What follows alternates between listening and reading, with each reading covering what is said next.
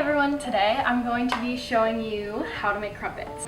So I'm going to be using a recipe today that calls for 150 grams of white flour.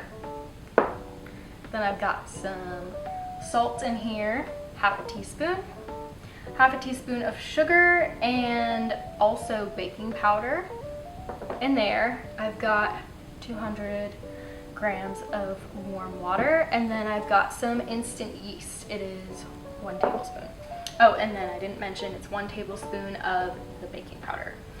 So to get started, I'm going to combine the water and the flour as well as the salt in this bowl, and I'm going to whisk it together for 2 minutes. Let's dump the flour.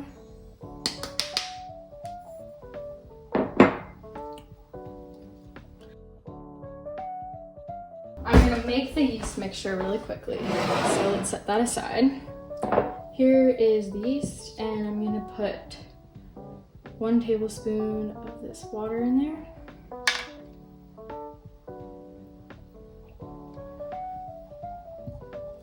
And I'm going to just stir it to dissolve it.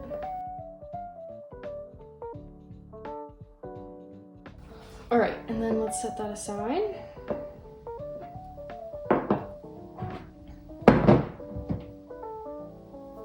And then put the rest of the water in the flour.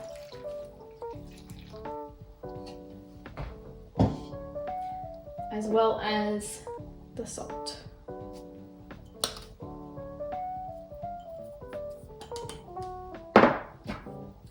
And set a timer for 2 minutes.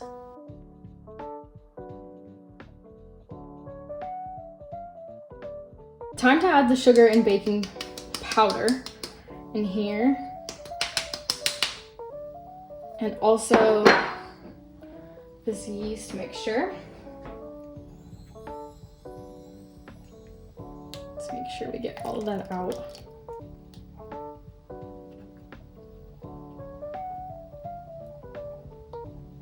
Okay, and then whisk it for 30 seconds. That's combined. Now we're going to cover this with a plate. We're going to let it sit for 15 to 30 minutes in a very warm place, and it won't increase in volume too much, but it might a little bit. And then after that, we will work on the next steps. 15 minutes is up, so now I'm going to take a peek at the top of the batter to see if it is a little bit foamy, and then if it is a little foamy, we can move on to the next step, which includes a lot of butter to grease the rings. Take a look at this. Okay, so it is foamy, but maybe not foamy enough because it said very foamy at the top. So let's give it 5 to 10 more minutes. 5 to 10 minutes has gone by, and let's check on it. Not too much change, so let's give it 5 more. Okay, I just checked on the batter and it's foamy. It's alive, it's bubbling.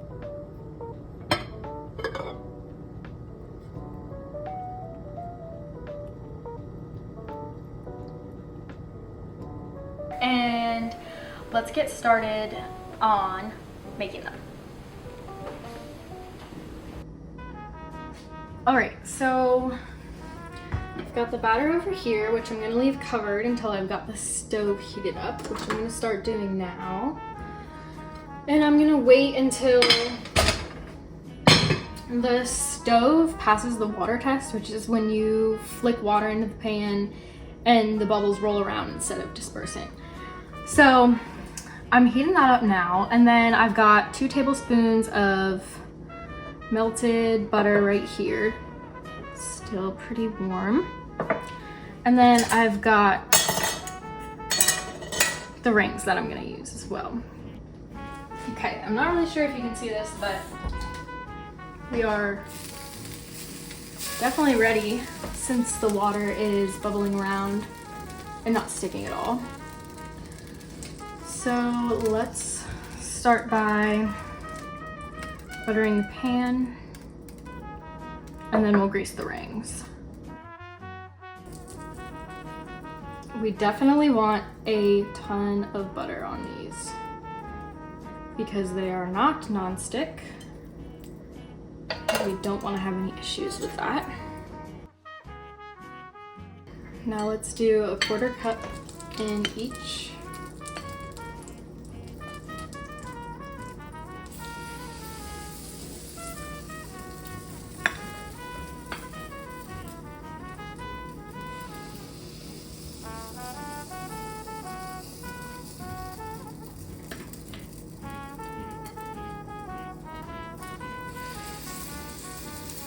And now we'll leave them on for 1.5 minutes at this temperature, and then the bubbles should start showing up, and then we'll turn the heat down to medium.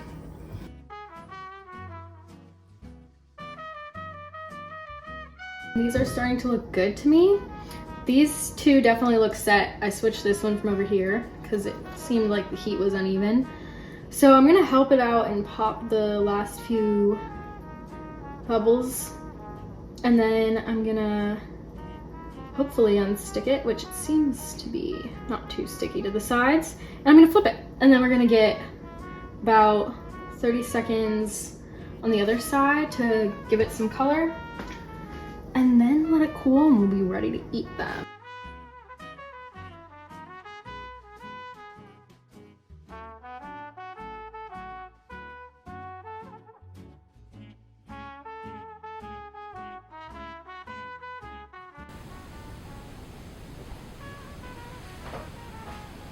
Okay, now let's test one of these out. This one at least is fresh off the stove. So I'm gonna try this one, which it still has some butter on it, so I don't feel like I need to add more. But we will add some honey.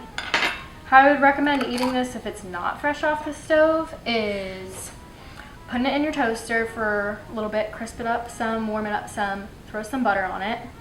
And then I like it with honey, but you can have it with jam, you can make it savory and put a runny egg over it, whatever you want to do. I think it's a very underrated breakfast food, despite this being almost dinner time for me. All right, I'm gonna take a bite.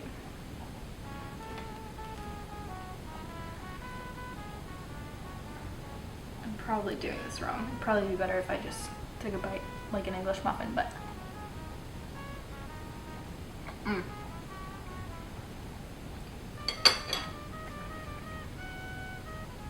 that is so good. And honestly, I'm kind of surprised how much better that is than the Trader Joe's ones that I had. Although those are good if you don't want to put the time and effort in, but it wasn't that hard for how much better this is. I would definitely recommend it. And you know what? Let's give it a score. Let's say for a crumpet, it's an 8.9. Yeah, I really enjoyed it, and I hope that you guys find some time to give this recipe a try. I'll put all the measurements and everything below. So until next time, thanks for watching.